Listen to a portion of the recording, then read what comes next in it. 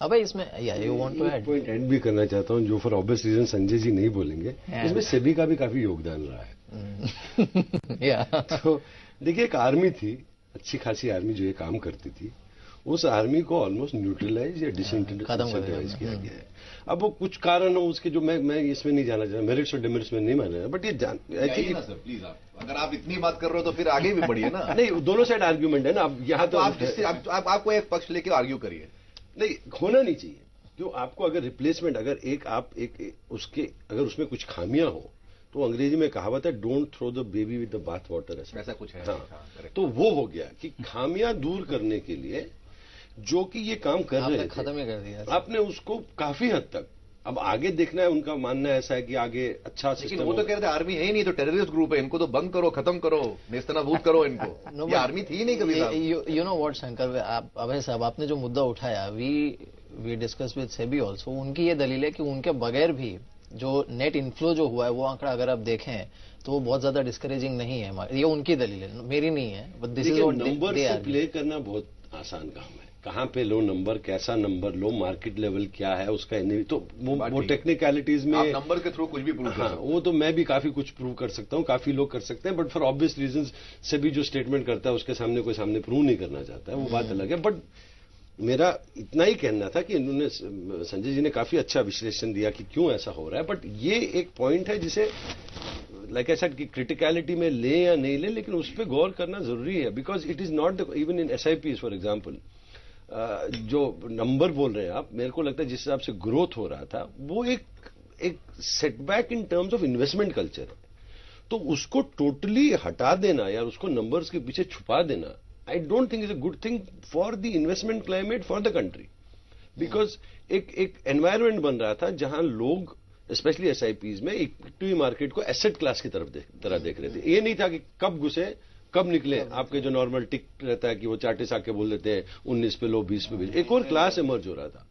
मेरे को लगता है उस पर काफी बड़ा सदमा पहुंचा है, और उसको कैसे भी चेंज करना is equally the responsibility of the people who have put it in. पर ये ज्यादातर प्रॉब्लम जो है शंकर, ये स्ट्रक्चरल है। बेसिक सवाल मार्केट के लिए ये उठता है कि 2011 में इन्वेस्टर्स का पैसा बनेगा या नहीं बनेगा, क्योंकि 2010 में जैसे आपने कहा कि अगर आप सही स्टॉक में इन्वेस्टेड थे, if someone was interested in, let's say invested in शुरू में SBI में या फिर टाटा मोटर्स में, तो उसके लिए इंडेक्स ऑलरेडी नया हाई बना चुका है।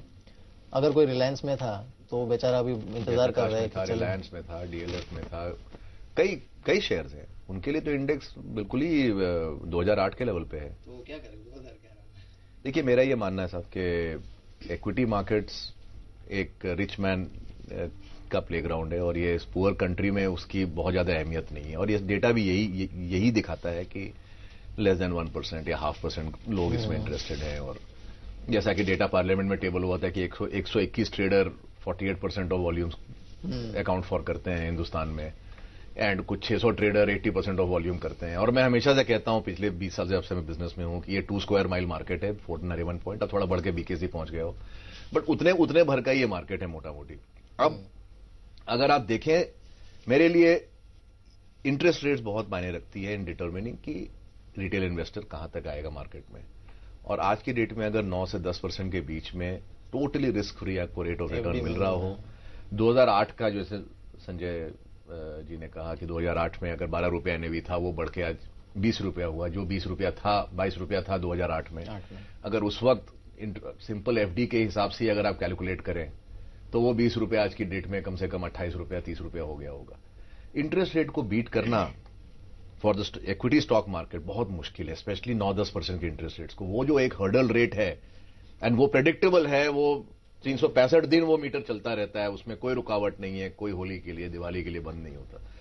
मेरे हिसाब से वो सबसे बड़ा बैरियर है। और ये टाइटनेस के चलते अब वो रेट सडनली जूम अप हो गए। तो मेरे हिसाब से जो अभय जी कह रहे थे या संजय जी कह रहे थे कि जो स्ट्रक्चरल प्रॉब्लम्स हैं, ये जो लोड्स वगैरह सब वॉलिश हुए थे, वो एक प्रॉब्लम है। लेकिन उसके अलावा भी अब ये इंटरेस्ट रेट का बहुत बड़ा फैक्टर है फॉर द रिटेल इन्वेस्टर। मुझसे आके लोग पूछते हैं, मैं, और मेरी ऑनेस्ट एडवाइस यही होती है कि आपको अगर 10% मिल रहा हो रिस्क फ्री, तो बहुत, मैं केस नहीं बना सकता हूं कि आप कंसिस्टेंटली उस रिटर्न को बीट कर पाओगे। इक्विटी मार्केट्स में, स्पेशली देखते हुए कि 20,000 रुपए ऑलरेडी आ चुके हैं। इनफैक्ट शंकर जी ने काफी अहम बात कही कि इंटरेस्ट रेट्स जब इतने ऊपर हैं और उम्मीद बनी हुई है, हाल ही में आरबीआई ने इंडिकेशंस दिए हैं कि अगर महंगाई काबू में नहीं आई तो जनवरी में फिर से रेट बढ़ेंगे। मोतीलाल जी, अगर ये हो गया तो do retail investors really have a reason to look at equity market which has remained volatile, indecisive, sometimes patience test करने वाला, उसमें at least in next 1 quarter कोई रीजन है? देखिए, इंटरेस्ट रेट्स आप इंडिया में देखेंगे ना, हिस्टोरिकली ऑलवेज हाई रहा है, एक्सेप्ट आप 2-3 साल थिंक छोड़ दीजिए, तो इंटरेस्ट रेट तो हमेशा डेफिनेटली, मेरे को मालूम है जब हमने करियर स्टार्ट किया था, आई थिंक HDFC बैंक नहीं था, लेकिन Citibank and all they used to charge us 20%, okay, in 87-88, and now they are charging us say about 8%. So interest rate India में वैसे भी बहुत हाई रहा है। सवाल क्या है कि इक्विटी में पैसा बनेगा कि नहीं बनेगा, डेफिनेटली। सो मेरे हिसाब से इंटरेस्ट रेट तो नीचे नहीं आने वाला है, जिस हिसाब से इन्फ्लेशन बढ़ रहा है और आई थिंक ग्लोबल सिनेरियो है। I think despite the interest rate, मेरे को लग रहा है कि equity as an asset class बहुत पैसा कमा सकती है इन्वेस्टर के लिए। आप देखेंगे कि हिस्टोरिकली सेंसेक्स का जैसे पिछले आप 20 साल का रिटर्न देखेंगे ना, 16 से 17% कंपाउंडिंग ईयर आफ्टर ईयर आया है। सबसे बड़ा सवाल क्या है कि ये जो कॉर्पोरेट प्रॉफिट्स है और जीडीपी ग्रोथ है, विल इट सस्टेन? और मेरे को लग रहा है कि अगले 2-3 साल डेफिनेटली कॉर्पोरेट प्रॉफिट, जैसा हमारा एक अनुमान है कि ये साल कॉर्पोरेट प्रॉफिट 28-29% सेंसेक्स कंपनी में ग्रो होगा। नेक्स्ट ईयर हमारा एस्टिमेट है कभी 20% का, और जीडीपी हम लोग सब बोल रहे हैं 8.5-9% इट में गो, एंड सो नॉमिनल जीडीपी में भी अबाउट 13%। सो 13% आपका जीडीपी ग्रोथ होता है और कॉर्पोरेट प्रॉफिट ग्रोथ अगर मान लो तो भाई साहब 20% हो गया है। नहीं, ठीक है, आप नेक्स्ट ईयर का आप 5-6% इन्फ्लेशन भी लोगे आप और 8.5% लोगे तो 14-15% आरबीआई समझे। सो अगर ये जीडीपी ग्रोथ में डेफिनेटली मेरे को नहीं लगता है कि कॉर्पोरेट प्रॉफिट में ऐसा कुछ डेंट आएगा यहाँ से। Interest rate portion I think पहले क्या था कि चलो लीवरेज सबकी बैलेंस शीट बहुत ही, now I think capital market से बहुत पैसा मिल रहा है, आपका global liquidity still I think we are able to get lot of money at lower prices. So interest rate जो हाई है बहुत कम लोगों को इम्पैक्ट कर रहा है। सो डेफिनेटली एक इंटरेस्ट रेट कम होगा तो अच्छा है, लेकिन that's I think short term problem RBI tackle कर रहा है। पर ये संजय क्या टू दैट, देखिए ये तो डिबेटेबल है कि भाई शर्मा जी का पॉइंट अपनी जगह, मोतीलाल जी का पॉइंट अपनी जगह कि भाई 10% है, सेफ है।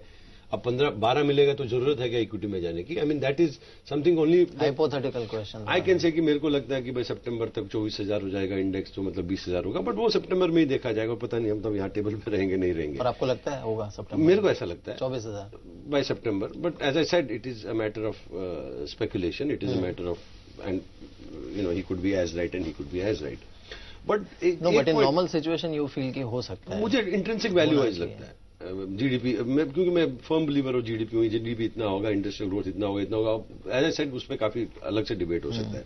But I just wanted to add one point कि I think equity as an asset class not speculative class is very काफी ग्रॉसली अंडर ओन्ड है।